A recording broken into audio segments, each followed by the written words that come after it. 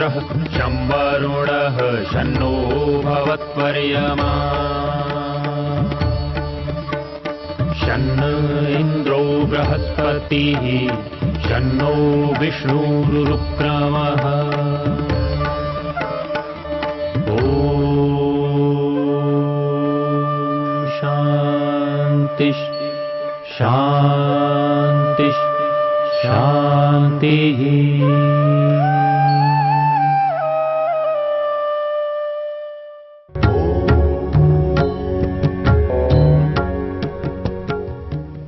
हम यजुर्वेद के एक मंत्र पर विचार कर रहे थे। मंत्र का ऋषि स्वयंभू ब्रह्म और उसका देवता परमात्मा है। इसलिए परमात्मा देवता है तो उस मंत्र का विषय विचारणीय बिंदु परमात्मा है और उस मंत्र में परमात्मा का स्वरूप बताया गया है। वो कहता है यस्मात् जातम न पुरा किंचनैव य आ बभूव भुवनानि विश्वा प्रजापति प्रजया संरराण त्रीणि ज्योतिंषि सचते सषोडशी। इसमें पहली चर्चा में हमने देखा था यस्मात् जातम न पुरा किंचनैव, जिससे पहले कुछ भी नहीं हुआ है। तो ये जो निर्माण है यह आ बभूव भुवनानि विश्वा, समस्त भुवनों को, समस्त विश्वों को, सारे संसार को उसने बनाया है। तो बनाया क्यों है? व्यर्थ ही बना दिया क्या? अर्थात बनाने का प्रयोजन होना चाहिए।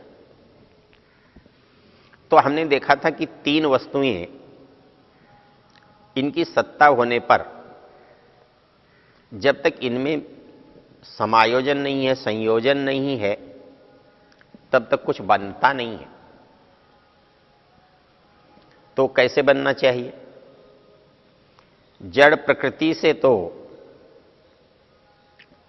किसका कार्य सिद्ध हो सकता है? परमेश्वर का एक कार्य सिद्ध हो सकता है, निर्माण। और वो सामर्थ्य उसी में है। यदि हम चाहें कि प्रकृति से निर्माण जीवात्मा कर ले, प्राणी लोग कर ले, तो ये दो परिस्थितियों में है। ये शरीर के द्वारा करेंगे या शरीर के बिना करेंगे। शरीर के द्वारा करेंगे तो शरीर कहां से आएगा? शरीर का निर्माण कौन करेगा?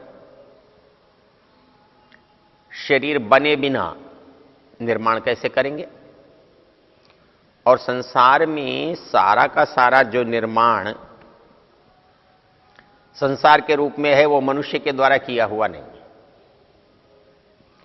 और मनुष्य के द्वारा जितना किया गया निर्माण है, वो मनुष्य के बन जाने के बाद है। अर्थात जब मनुष्य अपने अस्तित्व में आ जाता है, शरीर के रूप में आ जाता है, तब वह अपने शरीर के साधनों से, संसार के साधनों को लेकर कोई निर्माण करता है। तो क्या इस शरीर के बिना वो निर्माण नहीं कर सकता? जब परमात्मा निर्माण कर सकता है शरीर के बिना, तो जीवात्मा शरीर के बिना निर्माण क्यों नहीं कर सकता? बहुत सारे लोग पूछ सकते हैं। क्योंकि संसार का निर्माण परमेश्वर ने क्या शरीर धारण करके किया? नहीं। यदि शरीर धारण करता तो शरीर ही कौन बनाता? पहले शरीर बनता तो निर्माण होता, तो बनना तो शरीर का ही है। उसका बनाने वाला कौन होता? तो उसका बनाने वाला परमेश्वर हो सकता था, लेकिन उसको यदि उसकी आवश्यकता हो तो, क्योंकि हमारा शरीर हमारी जीवात्मा से बड़ा है। इसलिए शरीर से जीवात्मा अपने कर्तव्यों का विस्तार करता है। हमारा शरीर नहीं होता तो जीवात्मा कर्तव्य कर्म कर ही नहीं सकता था, क्यों नहीं कर सकता था?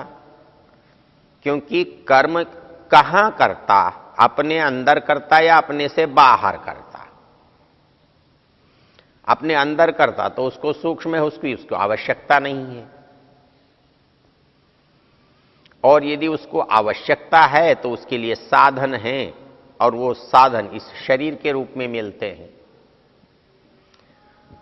तो इसलिए जीवात्मा निराकार होता हुआ भी काम नहीं कर सकता, रचना नहीं कर सकता, क्रिया नहीं कर सकता, भोग नहीं कर सकता। परमेश्वर निराकार होकर क्यों कर सकता है?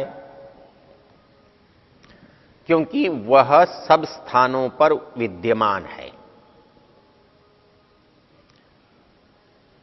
सब स्थानों पर विद्यमान है, इसलिए उसे किसी दूसरे साधन की आवश्यकता नहीं पड़ती। साधन वही चाहिए जहां हम नहीं हैं, जहां हम नहीं पहुंच सकते हैं। तो जहां हम नहीं हैं वहां हाथ से पकड़ते हैं, जहां हाथ भी नहीं है तो हाथ में कोई चीज रखकर पकड़ लेते हैं। तो इसलिए परमेश्वर इस साकार संसार का निर्माण कर सकता है और जीवात्मा इस साकार संसार का निर्माण नहीं कर सकता है, क्योंकि इसकी उपस्थिति सर्वत्र नहीं है। इसलिए अपनी क्रिया को यह कैसे प्रकट करेगा, अपने कामों को कैसे जुटाएगा? बिना किसी के सहयोग के यह काम कैसे करेगा? जब कोई व्यक्ति असमर्थ होता है, असहाय होता है, जब उसके हाथ पैर काम नहीं करते हैं, आंख नाक कान काम नहीं करते हैं, तब उसे दूसरों की सहायता लेनी पड़ती है। कभी वो वस्तुओं की सहायता लेता है, सामान की सहायता लेता है, कभी व्यक्ति की सहायता लेता है। तो उसको सहायता लेनी पड़ती है दूसरे की। लेकिन परमेश्वर के द्वारा जब क्रिया की जाती है, तब उस क्रिया की उसको दूसरे की सहायता की आवश्यकता नहीं पड़ती, क्योंकि वह स्वयं वहां उपस्थित है, वो विद्यमान है। तो इसलिए जीवात्मा इस संसार की रचना नहीं कर सकता, और इसलिए परमात्मा संसार की रचना कर सकता है, क्योंकि वह जीवात्मा के अंदर भी है और वह प्रकृति के अंदर भी है। वो प्रकृति के अंदर है, इसलिए परमाणुओं को जोड़ सकता है। वो जीवात्मा के अंदर है, इसलिए शरीर के परमाणुओं को जीवात्मा से जोड़ सकता है। लेकिन जीवात्मा न तो प्रकृति के परमाणुओं में है, न परमेश्वर पर उसका नियंत्रण है। तो इसलिए अधिकार जो है वो परमात्मा के पास चला गया। अब वो यदि संसार को बनाए तो एक प्रश्न ये उठता है, वो क्यों बनाए, उसको जरूरत क्या है? तो उसको व्यक्तिगत कुछ भी आवश्यकता नहीं है, क्योंकि उसके पास कोई अभाव नहीं है, कोई कमी नहीं है, कोई असामर्थ्य नहीं है, इसलिए उसको इसकी आवश्यकता ही नहीं है। तो आवश्यकता किसको है? प्रकृति को है। प्रकृति जड़ है। साधनों को साधनों की आवश्यकता नहीं होती। पत्थर के मन में इच्छा नहीं होती कि वो मकान बन जाए। यदि इच्छा होती तो एक पत्थर जो नींव के अंदर पड़ा है, एक पत्थर शिखर के ऊपर है, तो सारे पत्थरों का बोझ उसे अनुभव होता और वो प्रसन्न होता कि मेरे पर कोई बोझ नहीं है। किंतु ऐसा तो होता नहीं। तो जड़ वस्तु में सुख दुख हानि लाभ इच्छा कुछ भी नहीं है, क्योंकि चेतना नहीं है। जो जो चेतना के धर्म हैं वो कुछ भी नहीं है, इसलिए उसका उसके लिए कोई लाभ नहीं है, उसका उसके लिए कोई उपयोग नहीं है। तो इस तरह से जो संसार है, संसार का उपयोग ईश्वर के लिए भी नहीं है और संसार का उपयोग संसार के पदार्थों के लिए भी नहीं है। तो बचता कौन है? एक जीवात्मा बचता है, वो जीवात्मा के लिए है। तो इसलिए परमेश्वर ने इस संसार की रचना की, रचना करने के लिए प्रकृति का उपयोग किया। और किसके लिए रचना की? जीवात्मा के लिए की। तो इसके लिए यहां पर एक शब्द है, यस्मात् जातम न पुरा किंचनैव। इस परमात्मा से पहले इस संसार में कुछ भी बना हुआ नहीं था, वो वही स्वयं विद्यमान था। यह आ बभूव भुवनानि विश्वा, उसने समस्त भुवनों को, लोकों को बनाया। अब क्या करता है? प्रजापति प्रजया संरराण, एक शब्द है संरराण। अब जो बनाया उसमें किसके लिए बनाया? तो जैसा बताया कि न वो परमेश्वर के लिए बना, न वो प्रकृति के लिए बना, तो किसके लिए बना? जीवात्मा के लिए बना। जब जीवात्मा इस संसार से जुड़ा, शरीर के रूप में आया, जन्म हुआ, तो इसको कहा प्रजा। अर्थात ये जिस रूप में नहीं था उस रूप में आ गया। तो ये परमेश्वर की क्या हुई? प्रजा। ये प्रकृष्ट उत्पादन। संसार में प्रजा का होना आवश्यक है। जैसे एक मनुष्य विवाह करता है, थोड़े दिन उत्साह से रहता है और धीरे धीरे उसके अंदर निराशा आने लगती है। पूछा क्यों? तो बोले कोई संतान नहीं है, कोई प्रजा नहीं है। जब तक वो प्रजापति नहीं बनता, वो प्रजाओं का स्वामी नहीं बनता, प्रजाओं का उत्पादक नहीं बनता, तब तक उसके अस्तित्व का कोई लाभ नहीं प्रतीत होता। तो जैसे संसार में परमेश्वर ने इस संसार को बना करके प्रजाओं को बनाया और वो प्रजापति बना, तो केवल प्रजापति बनने से काम समाप्त नहीं हो जाता। अर्थात केवल विवाह हुआ, संतान हो गई, काम समाप्त नहीं हो जाता। हम उन संतानों के साथ मिलते जुलते रहते हैं, उनके साथ जीवन बिताते हैं, और तब हम प्रजापति बनते हैं, पिता बनते हैं। तब वो उनके हम पालक बनते हैं, उत्पादक बनते हैं, उनका चिंतन हित करने वाले बनते हैं। तो इसलिए संसार में परमेश्वर ने केवल प्रजा को उत्पन्न करके छोड़ नहीं दिया, वो तो इसके साथ संरराण, सम्यक्तया रममाण, आनंद के साथ इसमें विचर रहा है, विराजमान है। वो इन प्रजाओं का सुख देने के लिए है, प्रजाओं का कल्याण करने के लिए है। आप कहेंगे यहां तो दुखी दुख दिखाई दे रहा है। तो वो दुख जो है प्रजापति नहीं दे रहा है,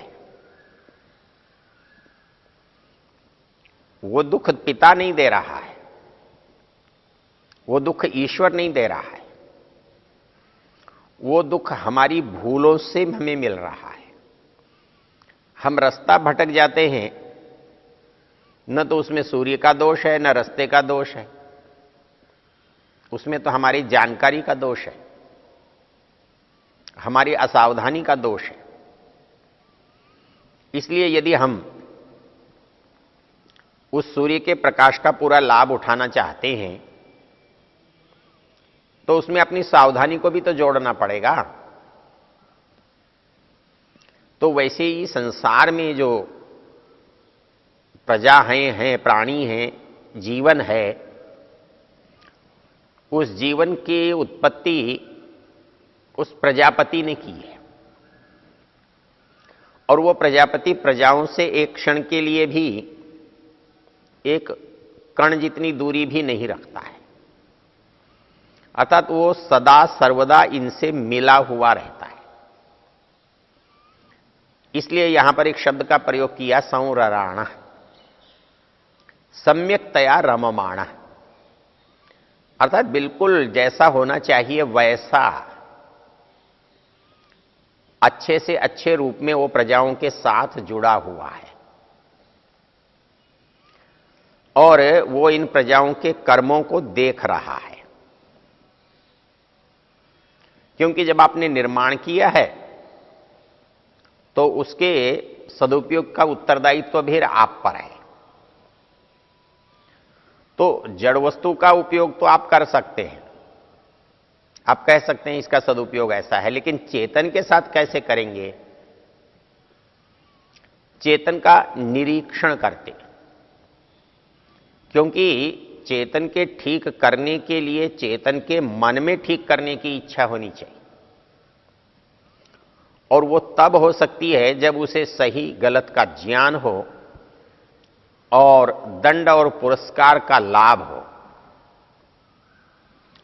तो दंड और पुरस्कार की जो व्यवस्था है और इस तरह से इस संसार की रचना और उसके अंदर जीवन का संचार और अपनी उपस्थिति से, अपनी जागृति से, अपनी विद्यमानता से, अपने निरीक्षण से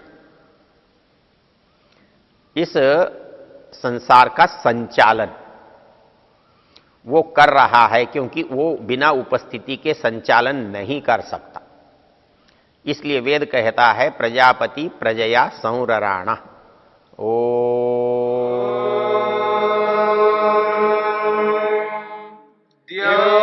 शांतिरंतरिक्षं शांतिर्पृथिवी शांतिरापः शांतिरोषधयः शांतिः वनस्पतयः शांतिर्विश्वे देवा शांतिर्ब्रह्म शांति सर्वं शांति शांतिरेव शांति क्षमा शांतिरेधि।